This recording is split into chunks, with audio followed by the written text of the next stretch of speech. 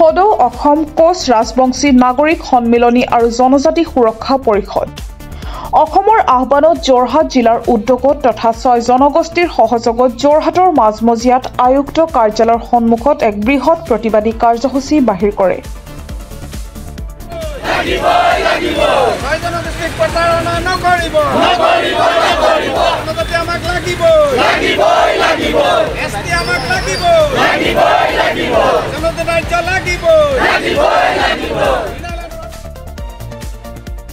তেওঁলোকৰ দাবীসমূহ হ'ল প্ৰথম দাবী কোচ ৰাজবংশী জনগোষ্ঠী সমন্বিতে অসমৰ 6 জনগোষ্ঠীক জনজাতিৰ তালিকাভুক্ত কৰি অসমক সংৰক্ষিত জনজাতি বাজ্যৰ মৰ্যাদা দিয়া।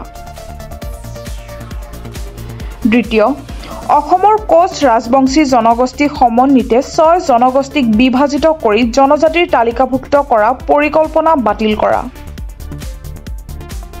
তৃতীয় কামতাপুৰ স্বায়ত্ত শাসিত পৰিসৰৰ বৃদ্ধি কৰি ছেটেলাইট পদ্ধতিৰে অসমৰ সমূহ কোচ ৰাজবংশীক সামৰি লোৱা। চতুৰ্থ খিলঞ্জীয়াৰ ভূমিৰ সুৰক্ষা কবচ নিশ্চিত কৰা। গুৱাহাটীৰ মাজমজিয়াত বিশ্ব মহাবীৰ চিলাৰায় ভৱন নিৰ্মাণ কৰা। পঞ্চম অসমত ইনাৰ লাইন পাৰ্মিট প্ৰৱৰ্তন কৰা। এই প্ৰতিবাদী ধৰ্ণা কাৰ্যসূচীৰ জৰিয়তে জিলা যোগেদি মুখ্যমন্ত্ৰী ডক্টৰ হিমন্ত বিশ্ব শৰ্মালৈ স্মাৰক পত্ৰ প্ৰদান কৰে।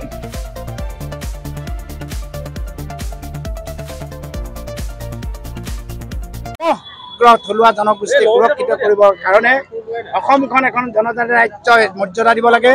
ইনাৰ লাইন পাৰ্মিটে অসমৰ সকলো থলুৱা জনগোষ্ঠীকে জনজাতি ৰাজ্যৰ মৰ্যাদাৰে সুৰক্ষিত কৰাৰ দাবীত আৰু 6 জনগোষ্ঠীক অনতিপলমে জনজাতিৰ তালিকাভুক্ত কৰাৰ দাবীত আৰু জনগোষ্ঠীসমূহক কোচ ৰাজবংশী হওক আহোমেই হওক যোনেই নহওক ভাগ ভাগ কৰি একাংশক ST একাংশক OBC MOBC কৰা ষড়যন্ত্ৰ যদি কোনোবাই কৰিছে তাক পৰিহাৰ কৰাৰ দাবীত আজি যোৰহাটত আমি 6 জনগোষ্ঠীৰ কোচ ৰাজবংশী সমন্বিতে আমি আন্দোলনৰ কাৰ্যসূচী লৈছোঁ। ইয়াত জনজাতি সুৰক্ষা পৰিষদ অসমৰ পৰা আমি ৰিপ্ৰেজেণ্ট কৰিছোঁ আৰু সকলো ৰাইজ ইয়াত আহিছে। আপোনালোককো আমি অনুৰোধ কৰিছোঁ অসমৰ নামঘৰ বচাবলৈ হ'লে, অসমৰ বিহু বচাবলৈ হ'লে, অসমৰ অসমীয়া ভাষা বচাবলৈ হ'লে, অসমৰ থলুৱা জনগোষ্ঠীৰ কৃষ্টি সংস্কৃতি বচাবলৈ হ'লে অসমখন এখন সংৰক্ষিত ট্ৰাইবেল ৰাষ্ট্ৰ লাগিবই, ৰাজ্য লাগিবই, ইনাৰ লাইন পাৰ্মিট লাগিবলৈ অৰুণাচলৰ লেখীয়া আৰু নহ'লে আমি দিনক দিনে এই কুটিল ষড়যন্ত্ৰ উপনিৱেশে শোষণকাৰীহঁতৰ হাতত পৰি আমি দিনক দিনে ত্ৰিপুৰীসকলৰ দৰে হ'বলৈ গৈ আছোঁ। সেইকাৰণে ৰাইজক আমি সাৱধান কৰি দিবলৈ আহিছোঁ। ৰাইজ ওলাই আহক, ST আমাক লাগিব। আৰু ইতিমধ্যে আপোনালোকে অৱগত হৈছে যে জনজাতিকৰণৰ দাবীত অসমৰ সৰ্বত্ৰে প্ৰতিবাদ ইতিমধ্যে আৰম্ভ হৈছে। দিল্লী ডিষ্ট্ৰিক্টৰ পৰা আৰম্ভ কৰি গাঁৱে গাঁৱে এই প্ৰতিবাদ সাব্যস্ত হৈছে। ইতিমধ্যে আমি এটা বাৰ্তা অসম চৰকাৰলৈ, কেন্দ্ৰীয় চৰকাৰলৈ ইতিমধ্যে প্ৰেৰণ কৰিছোঁ যে আমাৰ প্ৰতিটো অঞ্চলৰ পৰা ক্ষুদ্ৰ ক্ষুদ্ৰ অঞ্চলৰ পৰা ইতিমধ্যে প্ৰতিবাদ আৰম্ভ হৈছে আৰু এই প্ৰতিবাদে অনাগত সময়ত বিজেপি চৰকাৰক যে হস্তক্ষেপ পেলাব নিশ্চিত। আৰু আমি পৰিকল্পিতভাৱে আগবাঢ়িছোঁ কাৰণ বিজেপি চৰকাৰে আমাক বিভিন্ন সময়ত প্ৰতাৰণা কৰি আহিছে।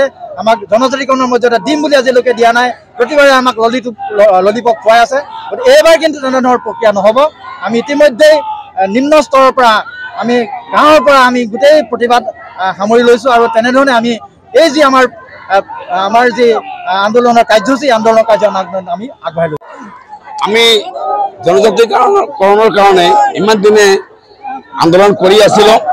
আমাক যিটো ভাগ ভাগ চৰকাৰে কৰিছে, আগৰ পৰাই কৰিছে, এতিয়া নতুনকৈ বিজেপি চৰকাৰে আমাক টোপ দিছে। এটা কথা মই উদাহৰণ সহকাৰে ক'লে ভাল হ'ব। অবিভক্ত গোৱালপাৰা অঞ্চলৰ কোচ ৰাজবংশী জনগোষ্ঠী জনজাতিকৰণ কৰাৰ কাৰণে চৰকাৰে বাৰে বাৰে টোপ দিছে।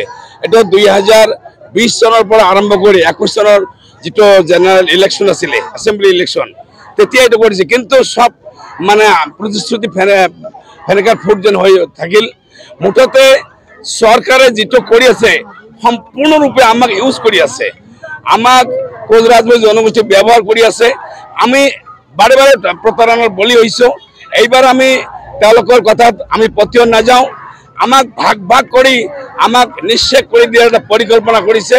এই পৰিকল্পনাত আমি ভৰি নিদিওঁ। আমি এতিয়া অসমৰ গোটেই অসমৰ কোচ ৰাজবংশী জনগোষ্ঠী লগতে খিলঞ্জীয়া জাতি জনগোষ্ঠী 6 জনগোষ্ঠী জনজাতিকৰণ কৰক, অসমখনক জনজাতিকৰণ ষ্টেট বুলি ঘোষণা কৰক ইনাৰ লাইন পাৰ্মিট আমাক দিয়ক এইখিনি যাতে চৰকাৰে কৰে এইখিনি নকৰালৈকে আমি একদম মৰণপণ সংগ্ৰাম কৰি আন্দোলনত প্ৰতিহম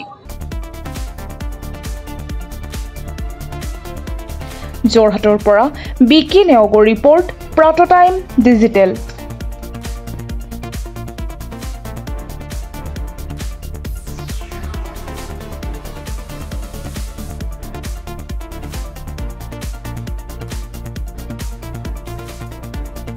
অসমৰ সংবাদ জগতখনৰ বাবে এক সুখবৰ নৰূপ নহাজাৰে প্ৰায় ৩০ বছৰীয়া অভিজ্ঞতাপুষ্ট সাপ্তাহিক কবচ পুনৰ এবাৰ ৰাজ্যৰ মাজলৈ স্বচ্ছাধিকাৰী প্ৰণীতা কলিতাৰ দ্বাৰা প্ৰকাশিত আৰু অমৰজ্যোতি প্ৰিণ্টাৰ্ছ গুৱাহাটী কমাৰ্চ কলেজৰ বিপৰীত ফালে মুদ্ৰিত আমাৰ ঠিকনা মুখ্য কাৰ্যালয় অসম ফৰেষ্ট স্কুল হৰিমন্দিৰ পথ গুৱাহাটী আৰু অস্থায়ী কাৰ্যালয় কলিতা মাৰ্কেট বিজয়নগৰ কামৰূপ অসম মোবাইল নং 9435114666 আৰু 7024722813 মেইল আইডি prabhatiahom@gmail.com